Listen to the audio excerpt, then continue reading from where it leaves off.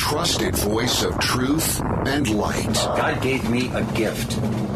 I shovel well. I shovel very well. And a rally point for those who've accepted the reality that they are not sheep. We've got a blind date with destiny. And it looks like she's ordered the lobster. This is the Bryan Hyde Show. Well, hello there and welcome to the show. You know, programs like this one exist because it's essential that we think clearly and independently during times of crisis. And I'm not saying that there's a crisis, but I am going to say if there isn't, it's missing a really great opportunity. And we should be known more for who we are and what we stand for than simply what we're against. So I invite you to come and find courage and camaraderie among your fellow wrong thinkers, to claim your heritage as a free individual, and then to step forward and make the difference that you were born to make. My program is brought to you by great sponsors like Monticello College.org, lifesavingfood.com, the Heather Turner team at Patriot Home Mortgage in St. George, Utah, HSL Ammo.com, Sewing and Quilting Center.com, GovernYourIncome.com, and also SolarPatriots.com. Now, all the links to these are found in the show notes at my website, thebryanhydeshow.com. Let's dive right in. So Thanksgiving season has come and gone, so I hope you had a good Thanksgiving holiday. And I want you to know this year, well, there's two things. First of all, I tried and failed to strictly regulate my food consumption for Thanksgiving Day. I knew there was going to be a ton of great food. My son did a brisket. My father-in-law did a pork loin. I smoked a turkey. And, of course, there were so many other contributors. My wife is a wonderful baker, and she made sourdough rolls that were just to die for. I'm sorry. If I'm making you hungry, I apologize. But my point is I knew there was going to be a lot of great food. And I thought, I'm going to pace myself here. I'm going to make sure just a little taste of everything. That's all I need, just a taste. So I don't end up, feeling overextended or just like I ate myself into a stupor. But by gosh, I did it. I ate myself into a stupor, just big as life. And there I sat, on Thanksgiving afternoon going, oh, I'm so miserable. Wait, is that pecan pie? Oh, man, let's add to the misery. So I failed on that regard. However, there was another thing that I had in mind as Thanksgiving Day came and went. And that was, given all of the things that I've seen happen in the last 2 years or so, I thought I am going to give some very serious thought to what it means to be grateful. And by that, I mean I paid attention to the people and things in my life that matter, and very consciously, sent my gratitude back to God for those things being a part of my life. And that was a good exercise. That actually was really, really great. I don't know if it's the fact that I moved earlier this year, but I'm so much less attached to my stuff, probably because about the time we were in the middle of our move, that's when I really started to recognize this stuff owns me. I mean, it's like a weight. It's like an anchor that's dragging me down because you have to deal with it.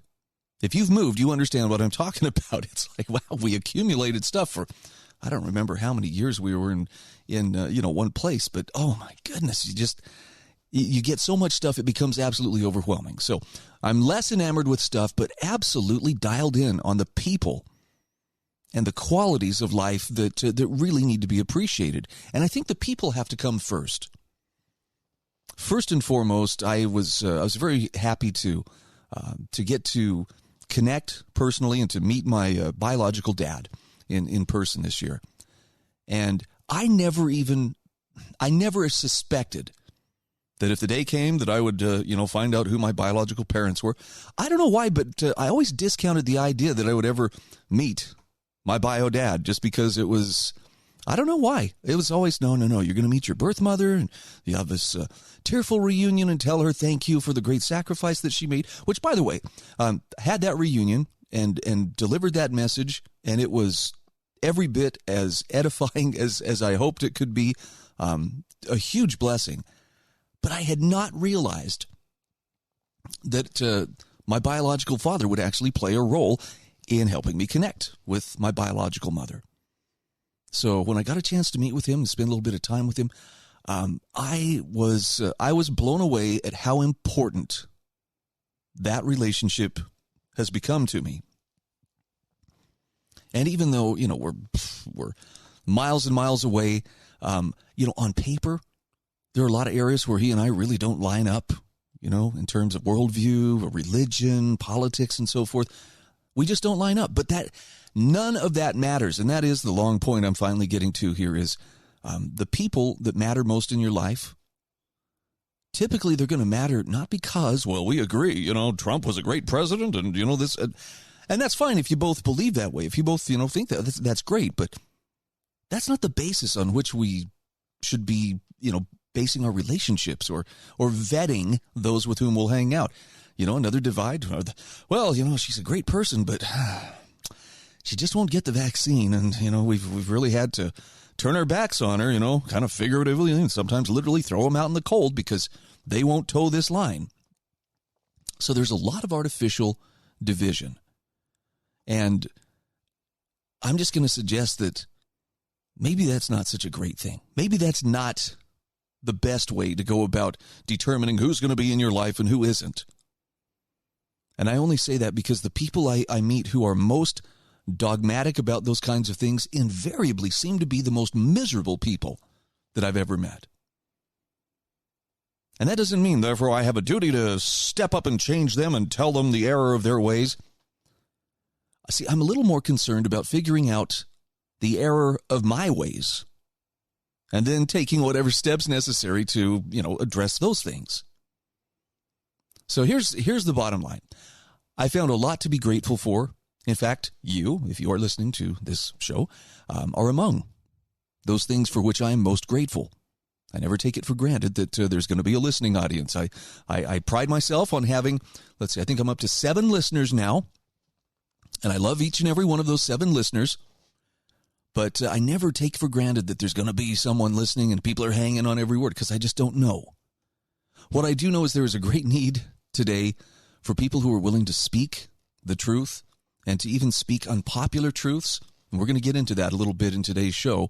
I will talk about the idea that we need to fight information disorder. That means there needs to be some kind of a commission that decides what is misinformation, what is acceptable information, and how do we punish those who stray from it. That doesn't sound like a very good place to go, but it looks like that's where we seem to be headed. Oh, and didn't you notice just in time for, the holiday season and, to breathe a little more relevancy into, what does Dr. Fauci say? Now the news headlines, the memo has gone out. Oh, it looks like the narrative managers are telling us there's a new South African variant of COVID that is very dangerous, very disturbing. And yeah, I don't want to just sound like the kid sticking his fingers in his ears and chanting so I don't have to listen, but this seems kind of predictable to me. Or at least it seems that someone is trying to remind us how much we need them to tell us what to do. Now, remember, you can have everybody take a test while they stand in the garage, and then after everybody passes the test, and assuming everybody's fully vaccinated, then you should be able to go in and enjoy the holidays with one another and, not have to mask up or something. Well, I'm really sorry, but, I noticed the president yesterday said, well, we're getting closer to normal again, folks, and that's one of the great things about the holidays. We can celebrate them a little closer to normal. Yeah, about that. My family and I decided over a year ago that it was time for us to go back to normal. And so we did. We had a pre-Thanksgiving with my mom, and which was a great thing because last year, she had spent the better part of the year completely alone, isolated, slowly losing her mind, like people do when they're completely shut off from their loved ones. That just was intolerable. And I know the concerns were a lot greater last year. Oh, we don't know what's going to happen. The vaccine wasn't widely distributed at that time. What do we do? What do we do? Well, we showed up on her doorstep for Christmas last year. We threw her a birthday party when her birthday came around. We tried to mitigate exposure as much as possible, but it wasn't going to stop us from living our lives.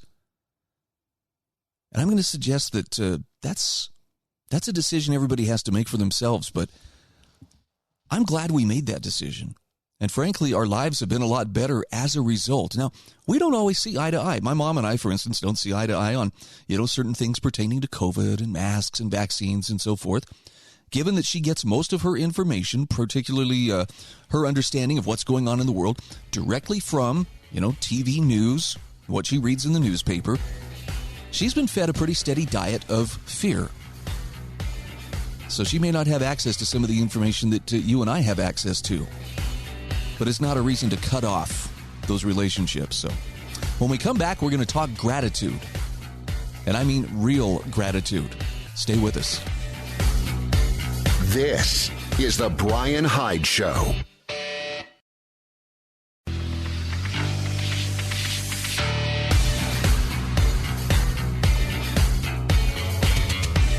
This is the Bryan Hyde Show.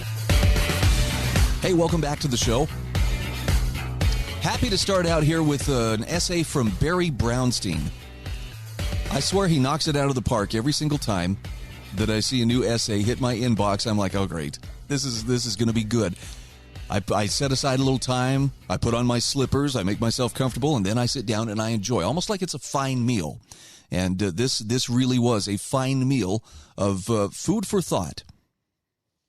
Barry Brownstein's latest essay is Transforming Our Ingratitude into Gratitude. And more broadly, he's teaching here how individuals cooperate and bring forth the miracles of the modern economy. I thought this was super timely. He starts with a quote from Thomas Sowell. Some Americans will never appreciate America until after they've helped destroy it and have then begun to suffer the consequences. He then goes on to quote psychology professor Robert Emmons in his book, Thanks, How Practicing Gratitude Can Make You Happier. Emmons says, ingratitude leads inevitably to a confining, restricting, and shrinking sense of self. Emotions such as anger, resentment, envy, and bitterness tend to undermine social relations.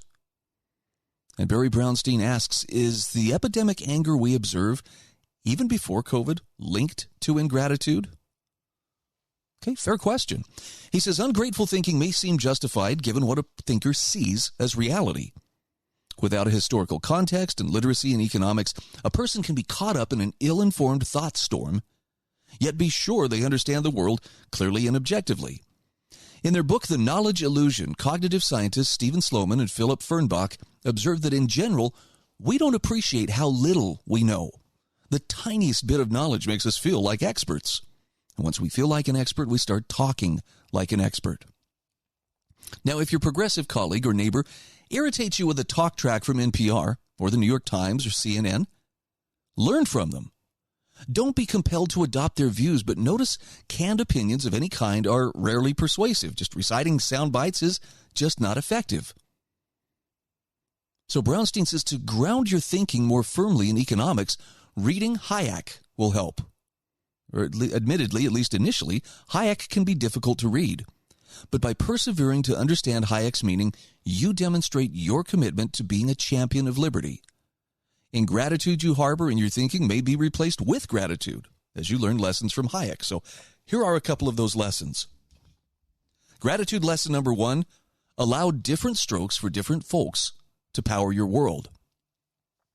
The use of knowledge in society is arguably the most important journal article written by a social scientist in the 20th century. And Hayek's insight was deceptively simple. He said the economic problem is a problem of the utilization of knowledge, which is not given to anyone in its totality. Put another way, knowledge is dispersed.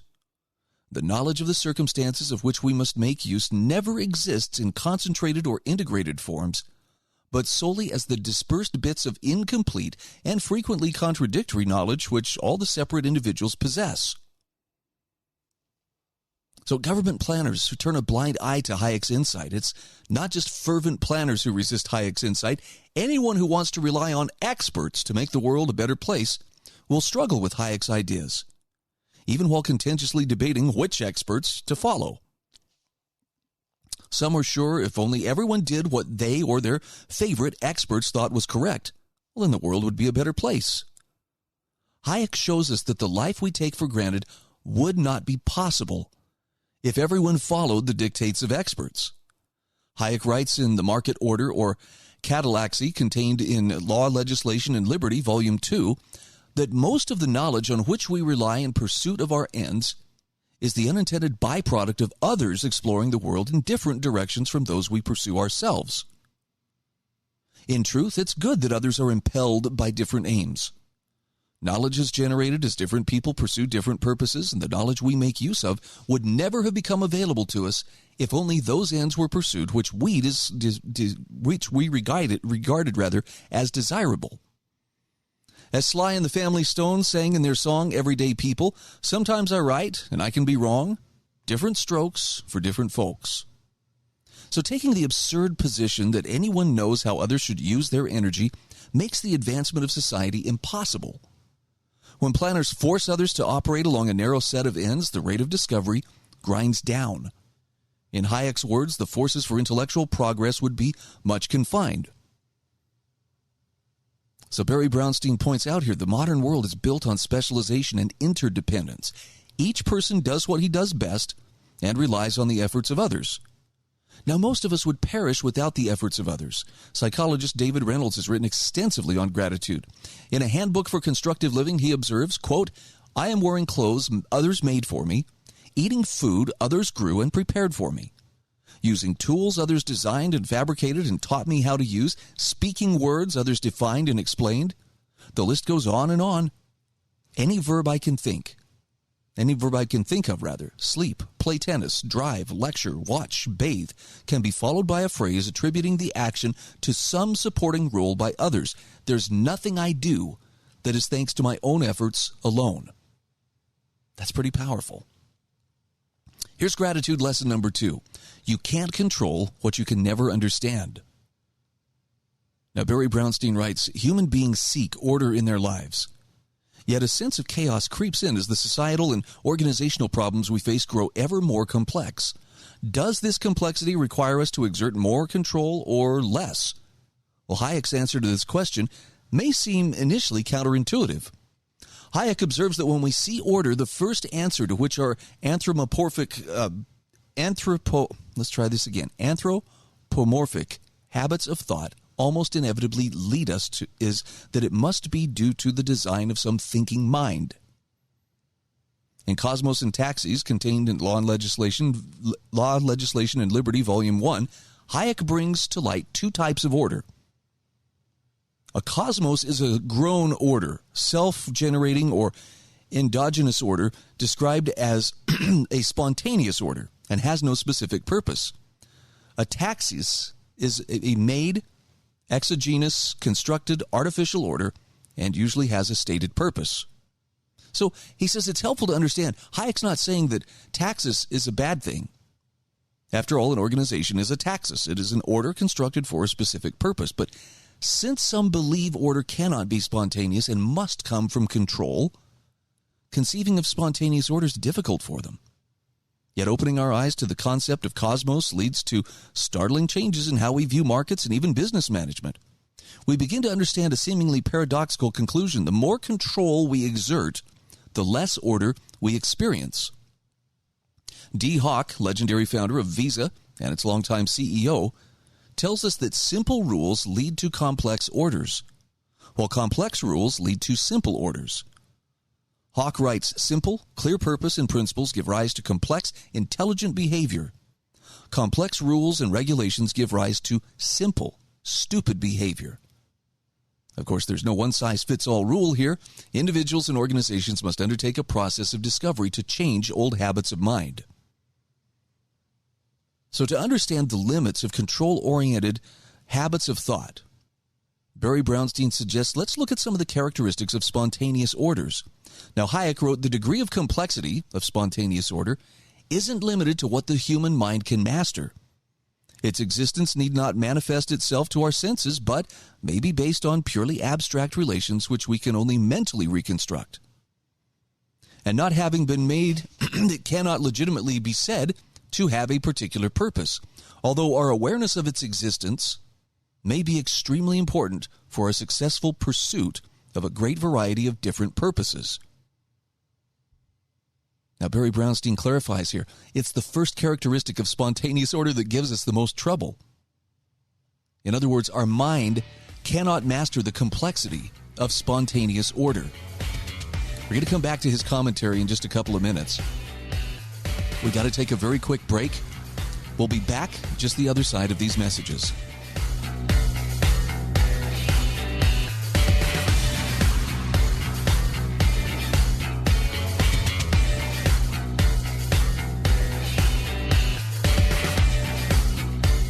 This is the Bryan Hyde Show.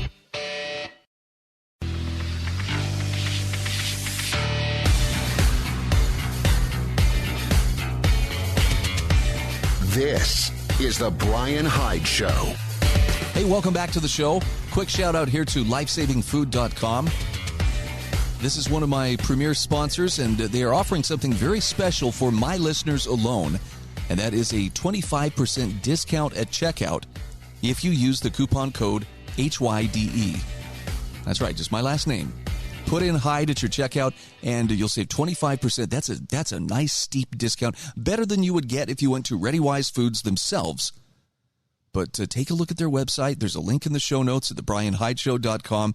And if you see something that you need, or if you see something that would actually make a great, gift for gift-giving season, then maybe consider grabbing some today. Score yourself that nice 25% discount, and then enjoy the peace of mind that comes from being prepared. And if you can, give that gift of peace of mind to the people you care most about in your life. So I've been sharing this article here from Barry Brownstein about transforming our ingratitude into gratitude. And a lot of this comes from understanding that we have a lot to be thankful for, but among the things that we have to be thankful for is the idea that not everybody needs to see everything exactly the same way. It's really important that we don't try so hard to control everything and everybody, because we actually damn ourselves. We stifle ourselves in the process. Brownstein points out many people have trouble understanding the spontaneous nature of markets, for instance. Hayek pointed out that critics pour uncomprehending ridicule on Adam Smith's expression of the invisible hand, by which in the language of his time he described how man is led to promote an end which was no part of his intentions. And Hayek explains how spontaneous orders use dispersed knowledge without this knowledge ever being concentrated in a single mind or being subject to those processes of deliberate coordination and adaptation which a mind performs. So here's the suggestion, and this is really sound advice. When the urge to control arises, we can stand down. The world doesn't depend on our limited understanding. And although it's beyond the scope of this essay, he says we can apply Hayek to our daily lives. We all have an inner central planner. Understanding Hayek can help us downsize the destructive part of our ego. The more you try to control your life, the more your mental capacity is occupied with trying to do the impossible. The more you lower the quality of your life. And there's not one person who can even control his own thinking. Uninvited thoughts stream through our minds constantly. So it's laughable to believe that anyone should control markets. In his classic book on architecture, The Timeless Way of Building, Christopher Alexander writes, when a place is lifeless or unreal, there's almost always a mastermind behind it. It is so filled with the will of its maker that there's no room for its own nature. Alexander offers this advice to those architects who have trouble giving up control and taking their ego out of a building design. His advice is, you are able to do this only when you no longer fear that nothing will happen.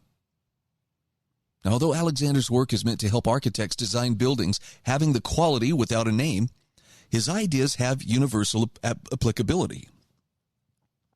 The quality without a name, Alexander tells us, cannot be made but only generated. Indirectly by the ordinary actions of people, just as a flower cannot be made but only generated from the seed. Continuing his gardening metaphor, Alexander instructs, if you want to make a living flower, you don't build it physically with tweezers cell by cell. You grow it from the seed. No process of construction can ever create this kind of complexity directly. So applied to human affairs, no amount of effort can replace the generative potential of simply giving up control and being open to the creative powers unleashed in human beings.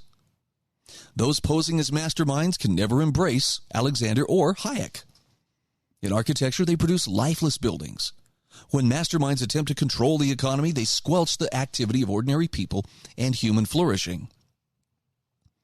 Which brings us to gratitude lesson number 3, and that is appreciate grace. Now, we receive grace when we receive unmerited favor. Reynolds points out it takes energy and struggle to ignore how much we receive and how little we return to the world. But we grow used to the investment in deceit as we grow older. Ignoring and lying helps us feel better about ourselves. Reynolds writes, gratitude is a natural response to taking a realistic look at the world, including our place in it. We aren't realistic enough to gain the benefits of gratitude often. Hayek leads us to take a realistic look at the modern economy we otherwise take for granted. We take our place in it when we use our talents and interests for our own aims, which naturally help serve others. We build on the efforts of those who innovated before us, and our purpose is supported because other minds are free to pursue their purposes without interference from masterminds. Now, clearly, without the efforts of others, past and present, we would perish. Feeling grateful is a function of our state of mind. Mutual interdependence is a fundamental truth of life. Understanding Hayek transforms our thinking into a rich appreciation of how individuals cooperate and bring forth the miracles of the modern economy. With the opening of eyes long closed, our ingratitude becomes gratitude.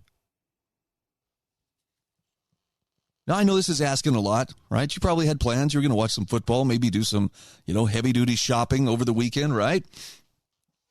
Maybe it's time to pick up something from Hayek and read it. I would start with The Road to Serfdom and expand from there. But if you would consistently expose your brain to the writings of F.A. Hayek and others, I think you would find that it helps order your thinking. Not because they're telling you this is what you have to think, but simply because you realize there are broader ways to analyze the information around you, and you're not dependent on some expert. You're not waiting for somebody in a suit or a lab coat to come step up to a microphone and tell you, hey, here's what it all means. And the idea, too, about, the people who want to be masterminds, the ones that want to control everything. Somebody asked the question once upon a time, why is it in really socialist countries, in fact, we'll just call it, in unfree countries, why are the buildings so butt ugly? And it's because of that mastermind mentality. Somebody up the food chain, someone in the party is determining this is how many buildings are going to be built, this is what they're going to look like. And the builders go out and build them, and really, they're getting paid the same whether it looks good or whether it looks like crap, so they just do it halfway. I mean, I've heard some amazing horror stories from people who lived particularly in the former Soviet Union about, it was an interesting apartment building we stayed in. You could get to the 7th floor, but only by taking an elevator to the 3rd floor and then jumping to another elevator, which would go to the 7th floor. It's just bizarreness. The water that came out of their water pipes was nasty and smelly and just, but it reflects there was a point where the people who were creating those buildings, or maybe the people who were maintaining them, had no incentive to do anything different, to do anything beautiful or innovative. That's the danger of that mastermind mentality. And it's not the same thing as, some people are probably feeling that, oh, you're describing anarchy. Well, it's every man for himself. It's the law of the jungle. I don't think that's what it is at all. I just think it's the recognition that when you put many minds working on a problem over time and from as many different directions as possible, I think you actually have a pretty good shot of finding a solution. I guess that's something to keep in mind when you look at some of the problems that we tend to struggle with, regardless of the age in which we live. These are the things that humanity has typically struggled with. That desire to influence or to inflict dominion upon other people. That's a real thing. That's a part of human nature. And yet there are some problems that billions of minds have been working on for thousands of years. And somehow we're supposed to believe, at least according to the new masterminds, the new central controllers, so this is what you may think, this is what you may say, this is how you should feel. Everything that came before us was wrong. Everything that came before us was racist, and it was stupid, and it was superstitious. Look, the people that came before us, they had their blind spots. We have ours, though we're not likely to admit them. I mean, we're pretty proud, right? Nobody knows as much as we do. Nobody sees as clearly as we see. But if seeing things clearly really is your goal, I would suggest get to studying and learning and reaching for things that are above your head intellectually. The idea here isn't to become the ultimate Jeopardy player, and it's not to become the smartest person in whatever room you walk into.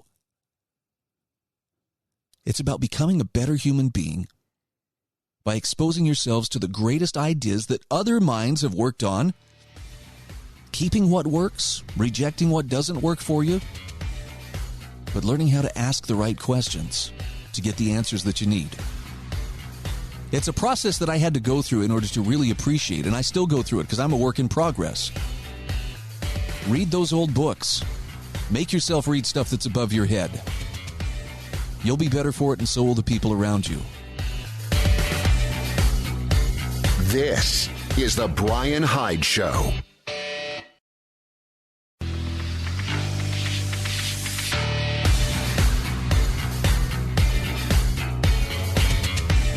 This is the Bryan Hyde Show. Hey, welcome back to the show. Just want to give a quick shout out here to the Heather Turner team at Patriot Home Mortgage in St. George, Utah. Very proud to have them as sponsors of the program, and some really great news if you are looking for a home loan anywhere within the state of Utah. See, Heather's office is located in St. George, Utah at 619 South Bluff Street, but that doesn't mean that she can't help you if you are looking to secure a VA loan or a traditional loan or a reverse mortgage anywhere in the state of Utah. Why would you want to choose the Heather Turner team at Patriot Home Mortgage? Plain and simple. Heather has decades of experience in the lending industry. She really understands the ins and outs of what the lenders and borrowers need, but she also has the clout to help you get the loan you need without delay. And in a super competitive real estate market, that's going to make a difference. You can contact her at 435-703-4522. Heather's NMLS ID is 715386. Patriot Home Mortgage is an equal housing opportunity lender. And there's actually an email link in my show notes at thebryanhydeshow.com. Well, I want to springboard just one more essay here on the idea of gratitude. And this may be beating a dead horse. Maybe you're all gratituded out, but I don't know how to describe it. I don't want this to sound like, oh boy, he's getting apocalyptic on us. But as I was looking around and just admiring, in spite of all the difficulties, how much abundance we have access to at this point in time, I was struck by the thought that would you still feel as grateful if this time next year your choices were far more limited? And I'm not suggesting, the world's going to go off the rails then between now and then. I just know it because I had this hunch. It was just a question that popped into my brain. But as tough as things have been, and despite the hardships that I know a lot of people, myself included, have had to deal with over the last couple of years, I still wonder if we fail to appreciate just how good we have it. And for that matter, how important is that sense of gratitude? Got a great article here from Daisy Luther. She is the organic prepper. And it's titled, Gratitude. No matter how humble, we have more than we know. Maybe I just needed to hear this, but I want to share this with you because this one really spoke to my heart. Daisy Luther says, I'd planned to take a well-earned day off for Thanksgiving, but she says, I woke up early thinking about how gratitude has changed over the years. The historic first Thanksgiving, you know, the one that school children across the country have reenacted on gymnasium stages for decades, if not centuries, were people grateful just to have enough food to eat so they wouldn't die of starvation over the winter. Now, she says, the past 2 years have been some of the most overall difficult in my lifetime. I say overall difficult because, like many others, I've had time periods that were far worse personally than this. Like the 2-year span, she says, when I lost my dad, my job, my house, my car, and then my children's father. That really sucked indescribably. But as far as overall mental health crises, grief, financial problems, stress, dystopian laws, rage, crime, and a change to our way of life, she says these last 2 years take the American cake for my lifetime. And so she asks, what the hell are we so thankful about today? Well, she says, I'm glad you asked. Just as our long-ago Puritan ancestors were grateful for some corn and pumpkin and their new neighbors who showed them the fruits of this land, before all-out slaughter occurred, but that's outside the scope of this article, we too have small, humble blessings which we must not overlook. She says, perhaps you're having chicken instead of turkey this year, or visiting a soup kitchen for your meal, cobbling together a feast based on what you have on hand, or just having a burger. It could be that you're all alone and missing your family, and a video call is cold comfort when you just want a hug from the people you love. You may have downgraded your living accommodations due to our economic crisis, or you could be packing up to do just that, or hosting your last Thanksgiving in a home where you raised your children and lived the story of your life. Well, she says, I'm not going to sit here and tell you that some people have it worse. You already know that, and it surely does not make your situation any better. Life isn't a game of, well, at least things aren't as bad as they are for Hildebrand next door. And she says, if that is your life, well, then you need to reprioritize ASAP. Daisy Luther says, your life and your financial situation may have been better in the past, but you're still alive to fight another day, and what greater gift could there be than that? The simplest things, it turns out, are the most important. So she says, instead, think about the things you have to be grateful for without comparison, because I assure you, your low point would be a high point for others. You have a roof over your head. You have food on your table. You're not in immediate life-threatening danger. You have someone, anyone to love. She says the simplest things are the most important. Just look at Maslow's hierarchy of needs. The base of that pyramid is made up of the things most essential to life. And if you haven't seen it, she actually has a nice representation of Maslow's motivation model. The pyramid with transcendence at the top and self-actualization, aesthetic needs, cognitive needs, esteem needs, belonging and love needs, safety needs, physiological needs. It sounds like nothing, but she says, yet it's everything. Daisy Luther says, trust me, if you've lived without having those needs met, without knowing where your next meal is coming from, or where you'll stay that night, or if someone's going to come home and beat the crap out of you, you will agree that these pieces of security that so many take for granted mean the world.